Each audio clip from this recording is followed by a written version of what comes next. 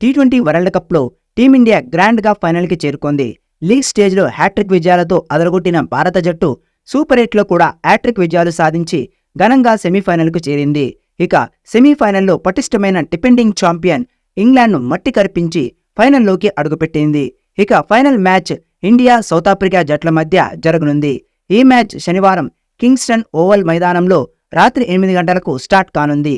రెండవసారి T20 world కప్ను అందుకోవాలని Rohit సేన భావిస్తోంది.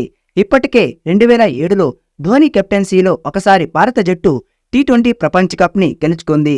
మళ్లీ ఇప్పుడు ఆ ఛాన్స్ రోహిత్ సేనకు వచ్చింది. ఈ మ్యాచ్లో టీమిండియా ఒత్తిడిని తట్టుకొని స్థాయికి తగ్గ ప్రదర్శన చేస్తే ఖచ్చితంగా కప్పును అందుకునే అవకాశం ఎక్కువగా ఉంది. ఇక ఈ మ్యాచ్లో టీమిండియా ఒక కీలక మార్పు చేసే అవకాశం కనిపిస్తోంది. ఈ టీ20 వరల్డ్ కప్లో స్టార్ ఓపెనర్ జైస్వాల్ ఓపెనర్గా దిగుతూ భారీగా పరుగులు చేస్తాడని అటు మాజీలు ఇటు ఫ్యాన్స్ కూడా భావించారు. కానీ ఫ్యాన్స్కి షాక్ ఇస్తూ ఇప్పటి వరకు ఒక్క మ్యాచ్లో కూడా జైస్వాల్కి ఆడే అవకాశం ఇవ్వలేదు కెప్టెన్ రోహిత్ శర్మ. అతనికి బదులు ఆల్రౌండర్ కోటాలో శివం దూబేని తీసుకుంటున్నాడు.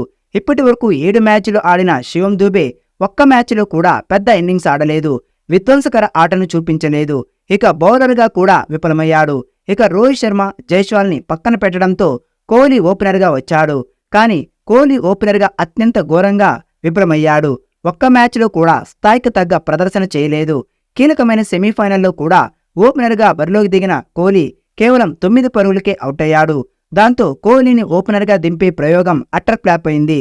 అందుకే ప్రతిష్టాత్మకమైన ఫైనల్ మ్యాచ్లో తుది జట్టులో జైస్వాల్ని బరిలోకి దింపాలని టీం మేనేజ్మెంట్ భావిస్తోంది. జైస్వాల్ ఓపెనర్గా ధాటిగా ఆడగలడు. వికెట్ని కాపాడుకుంటూనే వేగంగా పరుగులు చేస్తూ బౌలర్ల మీద ఒత్తిడిని పెంచడంలో జైస్వాల్ ముందుంటాడు. అంతర్జాతీయ క్రికెట్లో ఇప్పటికే సెంచరీ చేసిన రికార్డు కూడా అతని పేరు మీద ఉంది. అలాగే ఐపీఎల్లో కూడా సెంచరీలు చేసి భారీగా పరుగులు సాధించాడు. కాబట్టి కీలకమైన ఫైనల్లో శివం దూబేకి బదులుగా జైస్వాల్ని తుది జట్టులో తీసుకుని ఓపెనర్గా ఆడించాలని టీం మేనేజ్మెంట్ భావిస్తోంది. ఫ్యాన్స్ కూడా అదే డిమాండ్ చేస్తున్నారు. విన్నింగ్ కాంబినేషన్ అయినప్పటికీ ఫామ్లో లేని శివం దూబేని జట్టులో కొనసాగించడం జట్టుకు నష్టం అవుతుంది, కానీ బలం అవ్వదు. కాబట్టి అట్టర్ ఫ్లాప్ అవుతున్న శివం దూబేని పక్కన పెట్టడంలో విన్నింగ్ కాంబినేషన్కి వచ్చిన నష్టం లేదు. అతనికి బదులుగా ఫామ్లో ఉన్న ఓపెనింగ్ భాగస్వామ్యం బలంగా ఇవ్వగలిగే జైస్వాల్ని జట్టులో తీసుకోవడం జట్టుకు ప్లస్ అవుతుంది, కానీ మైనస్ అవ్వదు.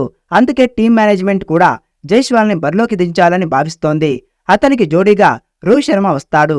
కాబట్టి కోహ్లీ ఎప్పటిలాగే తన 3వ స్థానంలో బ్యాటింగ్ దిగే ఛాన్స్ ఉంది. కోహ్లీ 3వ స్థానంలో బ్యాటింగ్ వస్తే ఒత్తిడి లేకుండా ధాటిగా పరుగులు చేయగలడు, స్వేచ్ఛగా తన షాట్లను ఆడగలడు. దాంతో 3వ స్థానంలో ఫైనల్లో అతను కూడా భారీగా పరుగులు చేయగలడు. కానీ రోహిత్ శర్మ మార్పులు చేయకుండా కోహ్లీని ఓపెనర్గా పంపితే మాత్రం మరోసారి అతను ఒత్తిడికి గురై నిరాశపరిచే అవకాశం ఉంది. ఫైనల్లో కోహ్లీ లాంటి స్టార్ ఆటగాడు త్వరగా అవుట్ అయ్యి నిరాశపరిస్తే అది జట్టు స్కోరు మీద ఇతర ఆటగాళ్ల మీద కూడా ప్రభావం చూపే అవకాశం ఉంది. కాబట్టి టీంకి జైస్వాల్ అవసరం.